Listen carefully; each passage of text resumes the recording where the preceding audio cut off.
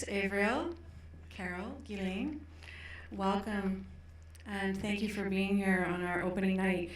Two really outstanding films, a lot of difficult subjects. Of course, we hope that each of you is practicing self-care. These are difficult topics, difficult conversations, as Carol alluded to. These are hard conversations to have, but necessary ones. And we just want to remind you that there are people available. We have some active listeners on hand. If you feel you want to speak to someone, please know that you can do that. We're going to open it up for questions and comments. We tend to let the conversation flow here at KDocs, and so if you have a question or comment, just raise your hand. I do have some lights in my eyes, so I'll do my very best to keep a speaker's order as best I can. We do have some microphone runners as well in the audience, so they can bring you a microphone so that we can actually hear you and hear your question. Please wait till the microphone reaches you so that everyone can actually hear you. So does anyone want to start us off with a question or comment for anyone on our panel? Hello. That was quite a production, and extraordinarily valuable in so many different ways. There's one thing I want to say, there's two things I want to say. One is that there seems to be somewhat of a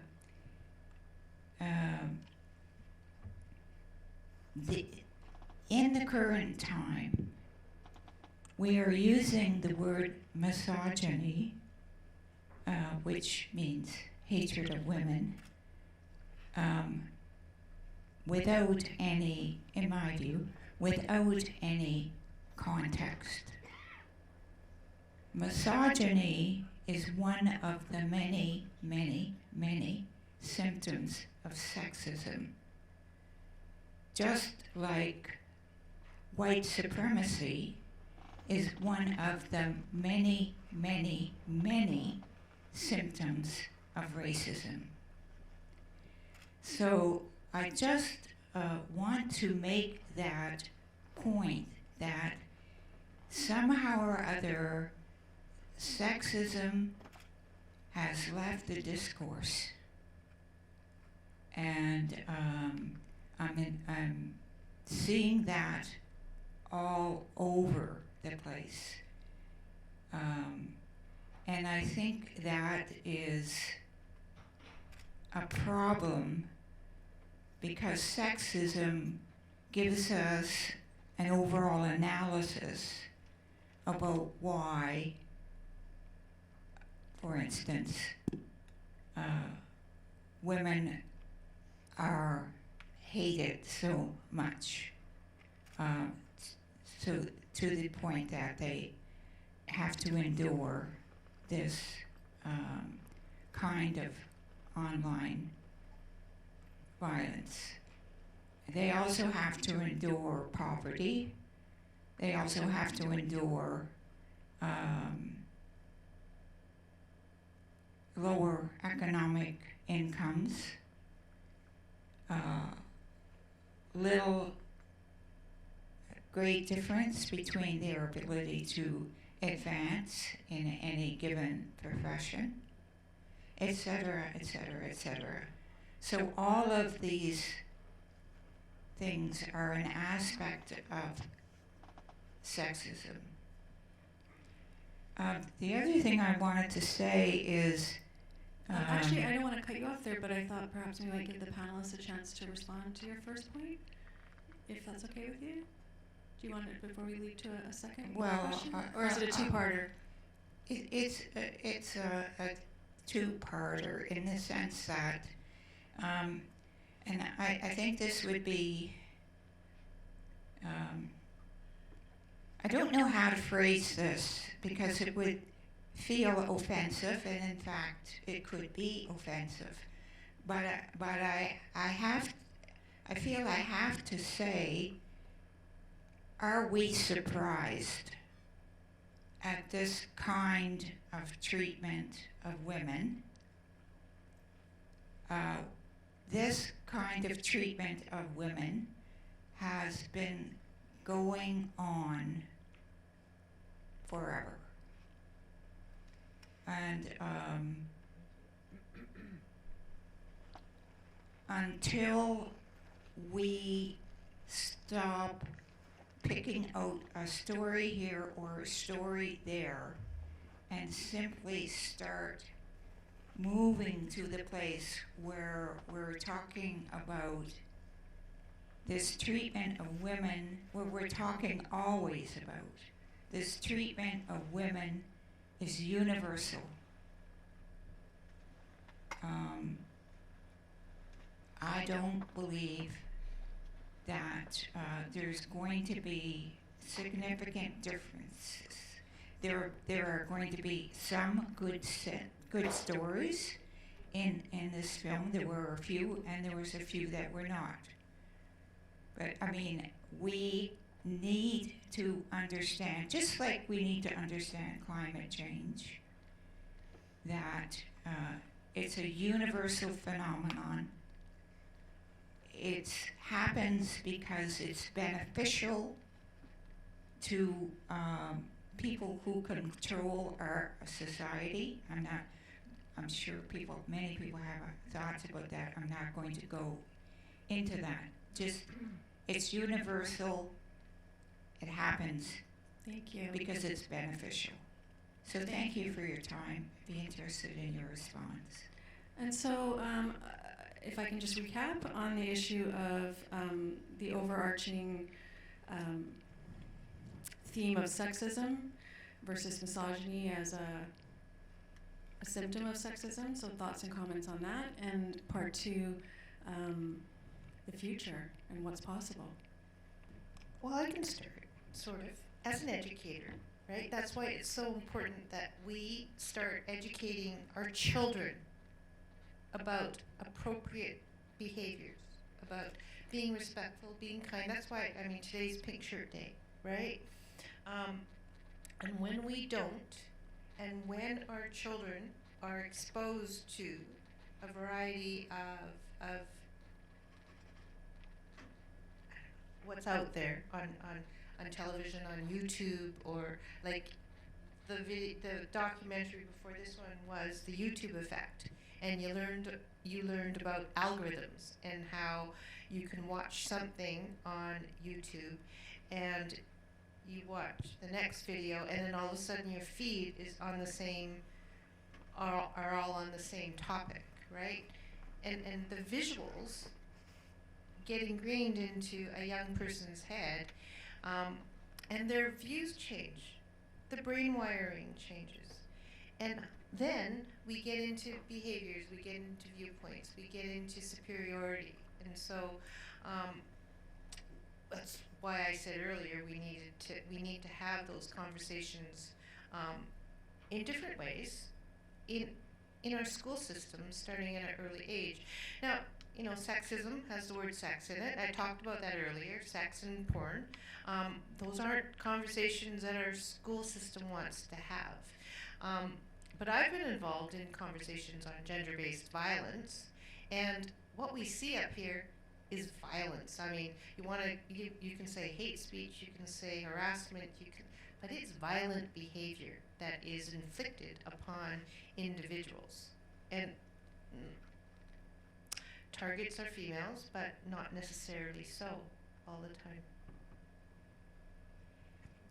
Yeah, I'll just say that I appreciate the point that the audience member made around this being a larger systemic issue, that to focus on misogyny is to miss the larger point that you know, there's an ecology of sexism, an ecology of racism, an ecology of homophobia, et cetera, that leads to these harms that happen online. What I appreciate about both of the films that we just watched is that they do a great job of disrupting the dominant narrative that somehow these utopian new technologies are going to come in, transform the world, and somehow save us from these things that plague our society. And what we see, and what the filmmakers have done so well, is that it actually exacerbates those problems. It reinforces and deeply entrenches the sexism and the racism and all the other isms. And so I think that's why it's important to tell these stories.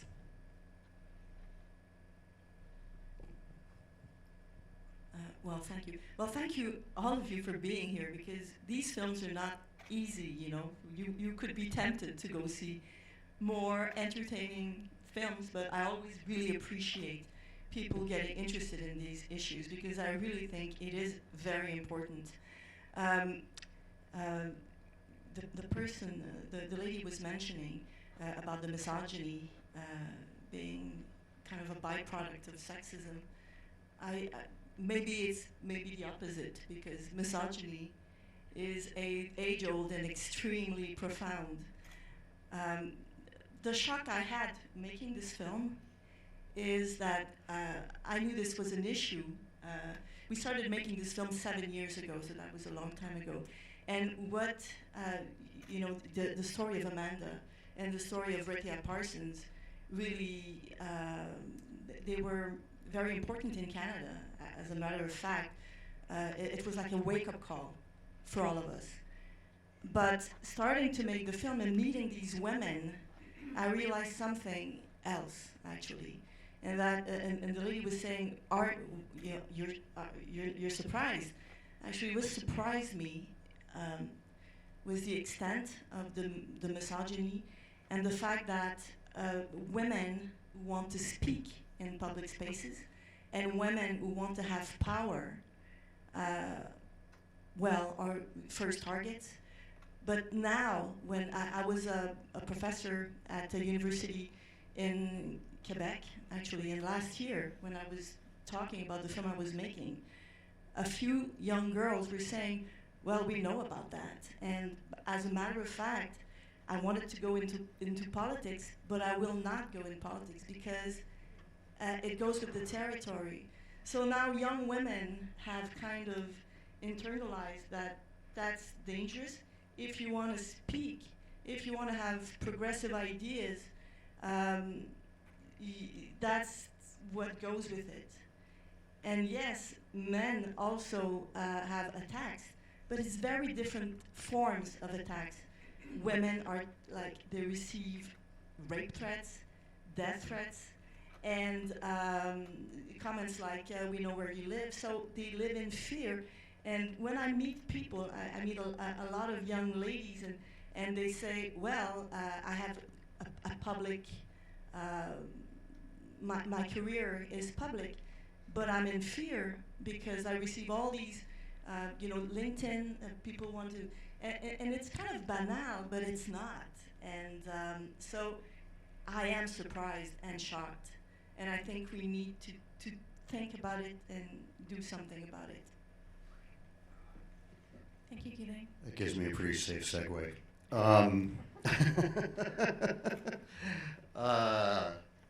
Wow, sorry, I'm just reacting to this film because I just saw it. It's really good.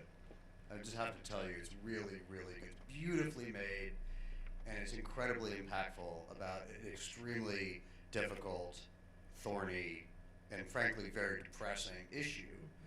I dealt with a similar thing with ours. You're just like, we start here, you just go down, and then you end at a certain point. But something that you said, and came up, I guess, in the point that was being raised is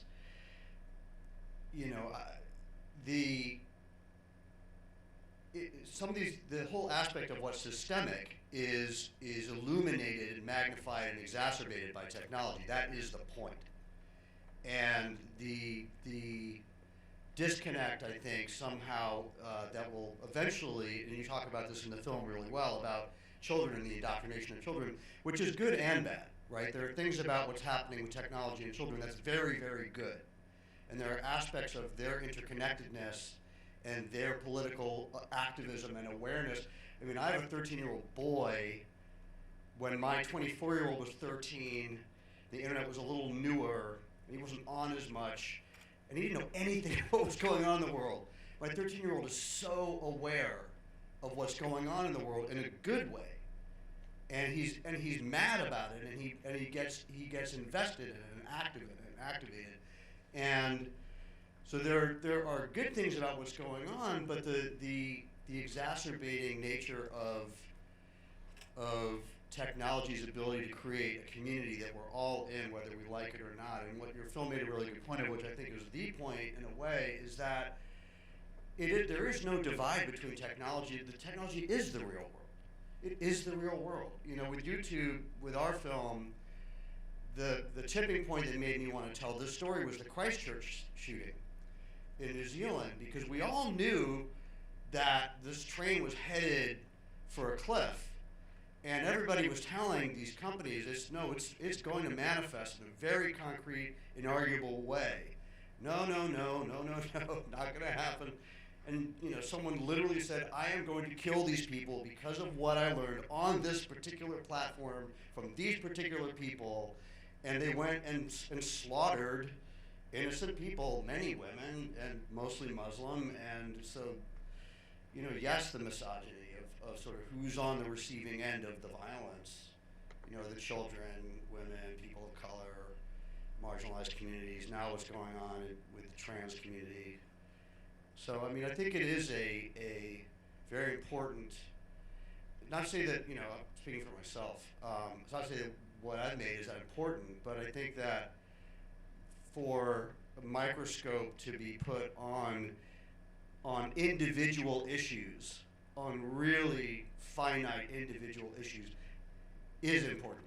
And I think that it is important to magnify what may seem like a big blobby systemic thing, but to root down into the weeds and take the time, years, if it's years, to look at what's going on a kind of microscopic level. I do think that there is a lot to be said for what benefit could come from that. Just the power of storytelling as the mechanism, as the way forward, as the vehicle through which to actually break down some of these massive subjects. You know, the power of storytelling and storytellers, whether it's through film or other media, as perhaps the very thing that, you know, individual stories, as you say, individual finite stories, as a way through these huge, massive subjects. Do we have some over there, Matthew? Okay.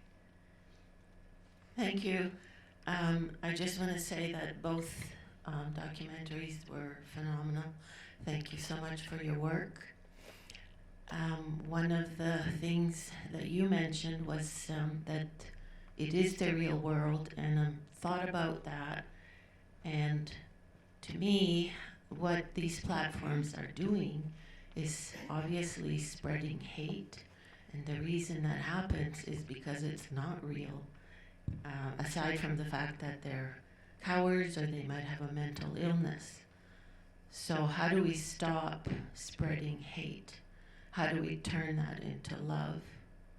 I'm just going to say one thing really quick. I'm going to shut up. But I would only, I agree with you. I would only say, though, that it isn't only the odd bad apple that does something hateful or violent. I think, look at what we just saw with this film laid out so well in terms of that one case with the school and the multiple women. It's an absolutely harrowing story. But if you look at what just happened with Twitter in the U.S. with Musk's takeover of Twitter, he took over Twitter. He immediately let most of the most vicious banned accounts back on Twitter. The response to that from the media largely was, oh, Elon Musk is a far-right troll, which there's an aspect of truth to that. That's not why he did it. He did it because it monetizes like crazy, and he's trying to make money. So the issue is actually that hate, there's a lot of money in it. There's a lot, you can monetize the hell out of it. And these companies know that, and they do it intentionally. So they're driving. These mechanisms are, at the end of the day, it gets quite cynical, but try to go in front of your board and tell your board that you're going to reroute your algorithms, not just algorithms, but reroute your business model. They'll fire you. So the concern is where it will go into seep into every corner of society. It's also the fact that not only is it spreading hate, but divisiveness, and that's a tool that can be used politically. And, I just find that instead of moving forward and the world becoming more united, it's becoming more divisive, and we have more wars than ever before. And the social media, like the algorithms that do it, for example, the war in Ukraine, there are people who speak out against it, but they're being trolled and they're being called communists or Putin lovers or whatever. And so that, again, you don't know what's the truth. So there's division among people who are out there trying to promote peace, because there's two sides of any story. You don't know what the truth is. So it just becomes confusing for everyone. And you have to go beyond Twitter and do a lot of research yourself to get at the truth, kind of thing. But thank you again for all your work. Was there any comment from the other panelists? Carol, did you have? I was going to say technology has given a megaphone to hate speech and is drowning out some of the positivity that it was created for. Because initially technology was, email and communication. And you feed, as an educator, that any attention is good attention for the troll or that negative responder. And so it just builds, and this is what it's created, that voice in exponential numbers. You get those followers, right? Is it on? Yeah. Your mic is on. I just want to say that I thank you very much. I'm really honored that Carol Todd is here with us this evening. And Guylaine, my name is Cheryl. Guylaine, I'm trying to think of the films I've seen that have had such a powerful impact upon me. I believe 110% that telling these individual stories in the way that you have, documentary, is one of the most critical ways in which we can achieve any kind of awareness, and from awareness, change. I've been sitting here, I'm originally from Quebec. I've been sitting here thinking back on that lovely young woman who's now going to help those children while still being afraid. I've been thinking back to the école polytechnique.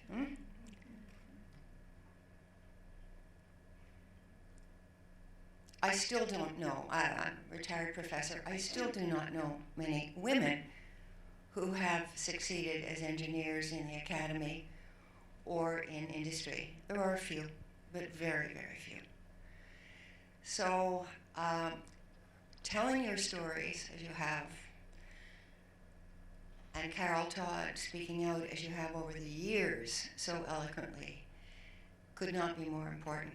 So I thank you for this film. I'm going to have to think about it a lot, but I want to thank you very, very much, as well for the one on YouTube. I'm not, I don't use YouTube, and I'm sure as hell not going to do so now. But I do think the grandmothers and mothers who are here tonight should go back home with some of these messages. The kids may not want to hear from their moms, but they will from their grandmothers. Thank you. Thank you. Any responses? Well, I just want to talk about the changes in regulation of social media networks. I know in Canada, our federal government is trying to regulate certain things, including inappropriate imagery and videos and exploitation online.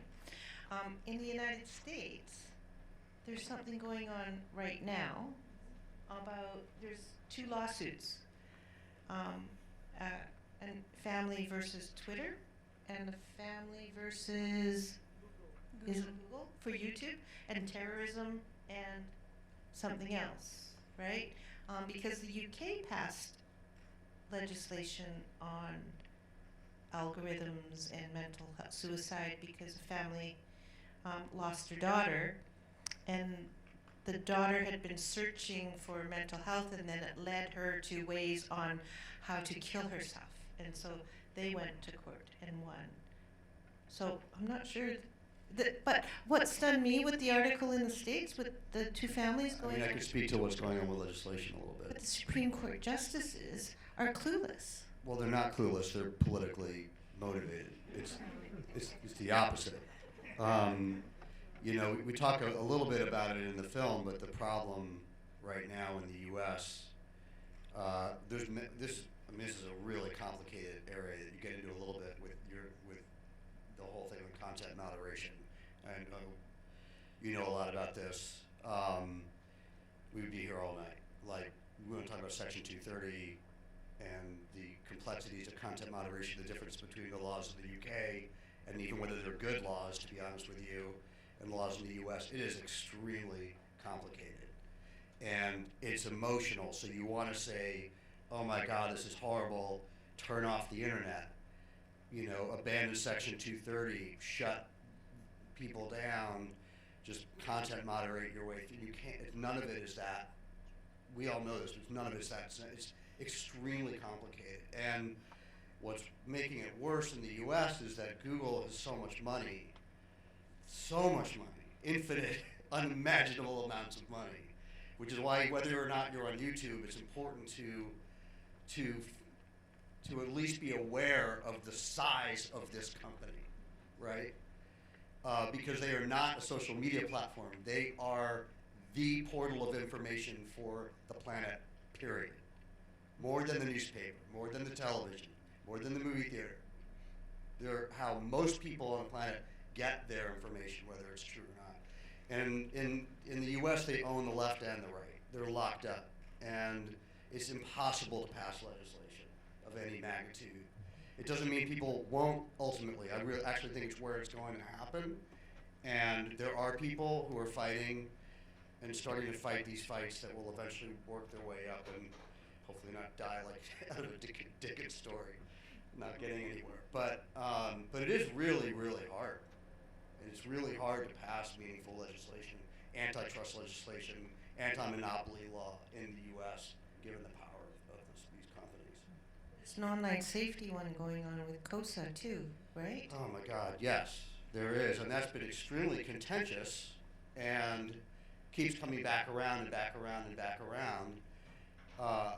You know, I'm not that pessimistic. I think it's going to take a lot of time, and there's going to be bloodshed. Like, people are going to get hurt. Like, so I'm not like Pollyannish about it, but I think that information to this lady's point. I mean, I think that more people are getting a sense.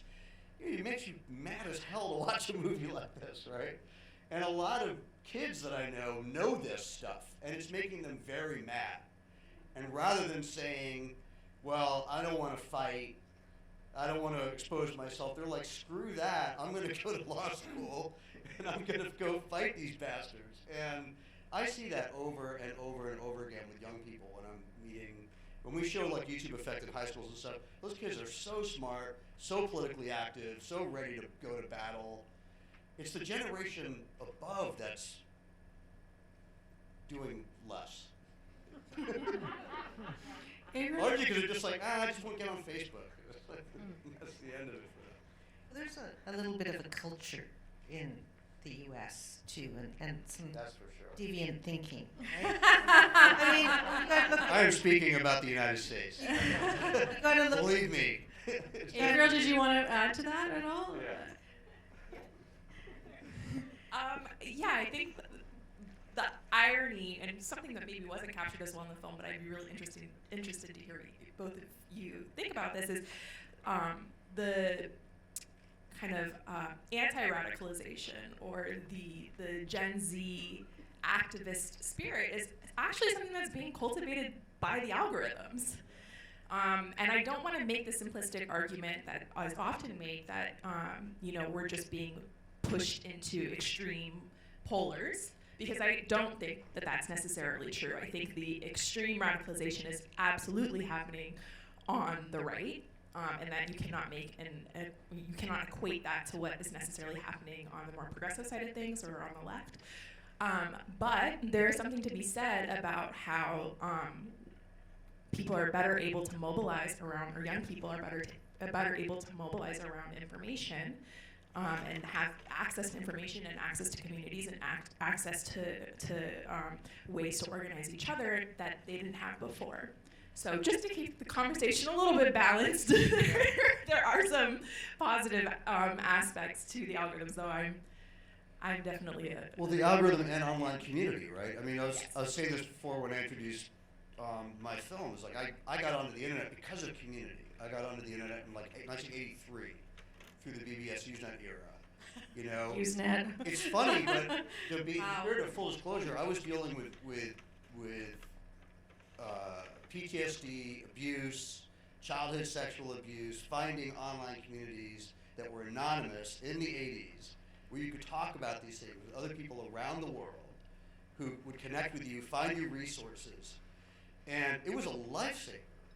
And from that grew into Napster, which became a very important community for a lot of people who weren't using it just for.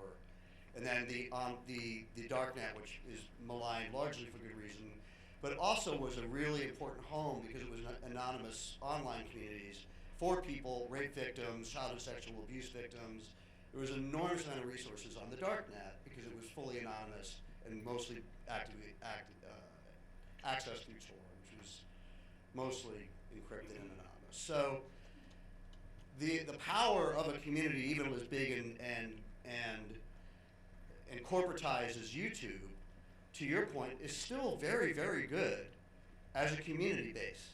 It's still very good at connecting like-minded people from around the world. I mean, you saw what happened during the Arab Spring. We've seen like extreme examples of community via YouTube that were positive. And I have an enormous hope for that, because I think that like-minded people can now, human beings are crafty. They'll use any system, even if it's shitty, right, to connect with each other. And I think that people are now getting much better at connecting and creating community, even on platforms that may not be out for their best interest. So we have some more questions from the audience, Chris? And then we've got one over, so I'm going to take Chris first, and then we've got one over here, Matthew. Hello? Yeah. I want to take a little bit of a contrary view. My name is Anne. My name is Anne Benrose, and I am one of the original founders of the Women Against Violence Against Women Rape Crisis Center. We opened 40 years ago when I was a little younger than I am now. But what I want to say is, all these stories, I want us to stop imagining that this is news, that we've never heard about this, that these things have never touched us. I recognize I'm older than a lot of women here, but there are a lot of women here my age too. And we were really good at organizing when we needed to. We got everybody out onto the street and did what we had to do. Somebody had access to a Gestetner or something, and we would leaflet, and we got people out, and we did things. And in 1983, we changed the legislation regarding sexual assault law in Canada. And if that wasn't a big thing, well, you weren't there, so you can't know, right? But the point I really want to make is that all of these stories about violence against women are all true. They are not new. What is new is we have a different technology to spread around the simple fact that this is behavior that men can engage in that is acceptable to us and to our society. And we will let men advertise it, and we will deplore what happens, but we will never tell them they can't do it anymore. We will keep saying, oh, this is new, or, oh, this is complicated. My friends, there is not one complicated thing about any of this. At a certain point, this is something that we tell men in our world that they can do this, that women and children are available for these things. And we'll get mad when things happen sometimes, but even in those cases, we make it sound like this is so unusual. what happened to Amanda and what happened to Rehtaeh is somehow unusual. I was a teenage girl who went to some parties too. Did any of the rest of you go? We saw things. We just didn't think anybody would believe us if we talked about them. And if you had a mother like mine, she would have told you, what you learn is you put up with it. You want to keep that job, you want to get the next one. You want to be out in the world, this is what it costs.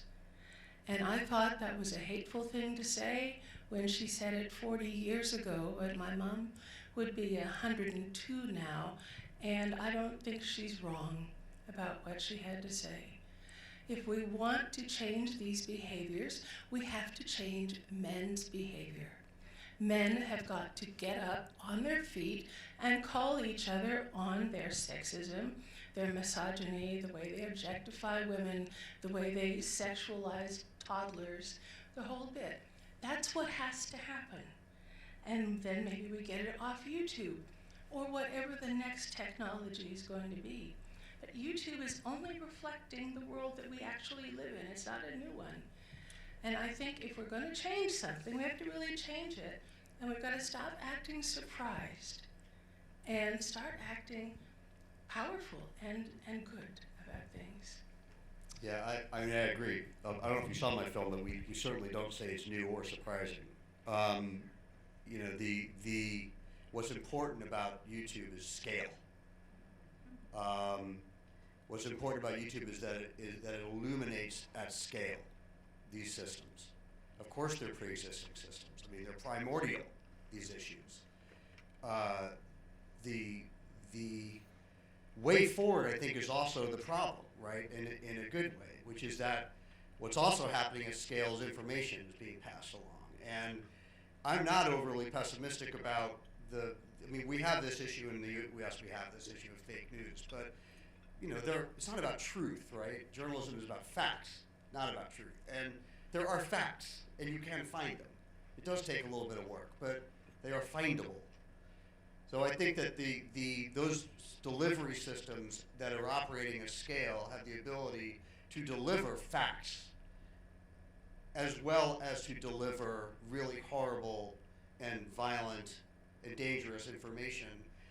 And, you know, one can only hope that the proliferation at scale of these facts will arm more people with more facts about pre-existing systems. I mean, in a way, it's the only hope we've got, right? I mean, you know, it's better up here, but the U.S. is in a pretty bad state at the moment. And I will say that from my perspective as a man, the MeToo movement, the ability in the U.S., I can't speak for Canada, to be able to speak about childhood sexual abuse and certain types of abuse within the workplace for women and women of color is where MeToo started, young women of color. It's very, very different. There's a backlash going on against that right now, but that toothpaste is out of the tube. It's much easier to speak, and I'm older as well. You know, and when I was dealing with this stuff, it was in the early to mid 70s. And it's a very different world today, but only recently. And I think the internet has actually really helped people feel empowered to come forward and to talk. It may not give us the result we want right away, like we saw with so many of the women in the story that are, you just keep moving to the next time, you keep fighting, right? But I do think things in that way are getting better. I do think that technology has the ability to help that. I just think the fight is endless. And just to build on to that point, if we look at, like, I 100% agree with you that none of this stuff is new. We've been women, and I am deeply indebted to the women and the women of color and the people of color who have fought for my ability to be up on the stage tonight. I don't want to discount that in any way. But we have to look at 2020 and look at the fact that we witnessed the largest mobilization of human beings in the history of humanity, and there's no coincidence that happened as we saw a company like YouTube scale at the pace that it scaled to 400 minutes of video per 400 minutes of video per minute per day. Thank you. That's not a coincidence, and I know it's not a coincidence because I know the organizers of BLM, and I know that they saw their organizing scale of a movement born on the internet. They watched it scale from 2013 to 2020 and get bigger and bigger because these technologies are scaling, and it's important to interrogate that. I think we have time for one last question and a response from the panel. You're on. Hi guys. First off, two incredible films. I'm someone who pretty much grew up online, primarily YouTube. I'm kind of, I wish I could say that this isn't stuff that I'm already familiar with, but I do think it's an incredible introduction to people maybe who didn't grow up online, and I think a great job was done there. A through line between both films seems to be the stated inability to do anything by the police. The validity of that statement, I'm sure is up for debate, but I was wondering if even since these cases, or if you have even seen steps towards legislation in other countries that could perhaps be seen as a template or a starting point or something to be imitated or brought in. Is there anywhere that you've seen that is doing a good job, or is it just this across the board? That's a great question. Yes. Well, thank you. That's a great, an important observation. And as we were doing the film, maybe you went through the same process. We were always asking ourselves, but what can we do? We cannot just make this film and bring the problem out there and not think about solutions. So we interviewed many people, and the problem is that it's responsibility. That there is no one is held accountable for these things, and perpetrators can act and without having any punishment. And for us, it starts there. All these men, and that's amazing that in Italy, for instance, for Laura Boldrini, she's being threatened and attacked by people with, they're not even anonymous, and they're proud of harassing her that way, and inciting violence also very clearly. So we believe that it starts with trivializing this violence. We have to stop trivializing it, and law enforcement, it starts with the police officer who takes the story of the woman who goes to the police because she's afraid, and most of the time, still today, they will not do anything. So we are, Leah and I, my co-director, we launched a campaign in Quebec. We've had, there's a petition online and all that. We went to the National Assembly, and there was a vote, and now actually public security will try to implement a training for police officers. I think it starts with raising awareness and people to stop, trivializing this thing. And the other thing is obviously these social media platforms who are, they don't have responsibility. There is a law in Germany now. I don't know how it's going. Maybe Alex, you know about it. I've read that it's effective. It's been effective since 2019, and I think there have been a few fines, but I don't know if it changes anything for people online if there's less heinous content being published. I mean, from my perspective, and there's different issues at play here, so I'm not going to blob them together. I think the whole idea of, to this woman's point, the whole idea of, millennia-old power dynamics in patriarchal cultures that don't want to relinquish that power, they're not going to give that up so easily. And we're seeing that around the planet with the rise of these sort of far-right, hyper-nationalist, hyper-patriarchal governments, and we're seeing it in the U.S. in a big way. I think Musk's whole takeover of Twitter was largely an aggressive attempt to say, all right, enough of all you libtards congregating. And there's a lot of that is hyper-misogynistic and is not even hiding it and laughing about it and ushering more folks to come on and laugh about it together. I do think that on the technology side, and we make this point in our film, I honestly believe that eventually we will break these companies up like we broke up U.S. Steel. I don't think there's any other way around it. Google is never going to police itself. I mean, they can't. It's not. It's like HAL at the end of 2001. Like, it would just die. Like, they'd all be fired tomorrow. We interviewed Susan, who's now just resigned last week, and of course she says, what else could she possibly say but what she says, right? Because they would just frog march her out of the building if she says, I'm going to turn all the algorithms off. And what do we do about parasocial issues, right? She'd be out the door in 2 seconds. So that's a systemic problem too, though, right? When you have systems that have grown up in this way with these inherent issues, these inherently patriarchal, misogynistic, hyper-capitalistic, racist flaws like designed into them, that system's going to protect itself, and that's the law, and it's the corporations.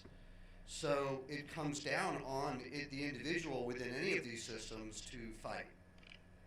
And that's, I think, the only way change is ever going to happen. I think you end up with little people in government just say, screw it, In the U.S., you talk to the squad, or there's certain people you'll talk to, even Adam Schiff. There's people there you can talk to in the U.S. who are warriors. And they're just like, look, we're going to lose. We're going to lose the next one, too. We're going to lose the one after that. We're just going to keep going. And that's kind of how I view it. I don't think the technology situation is going to be fixed, in the U.S. anyway, with what's going on in Germany, UK. These are smaller countries. I don't think the base company of Google and Facebook are going to be fixed for 20 years. I think they have that much power. But I think that we can throw enough rocks at them that in 20 years we can break them up. All the more reason to keep telling these stories. Well, thank you once again, Alex, Carol, Guylaine, and Avriel. We're so grateful for the time that you have spent here with us tonight.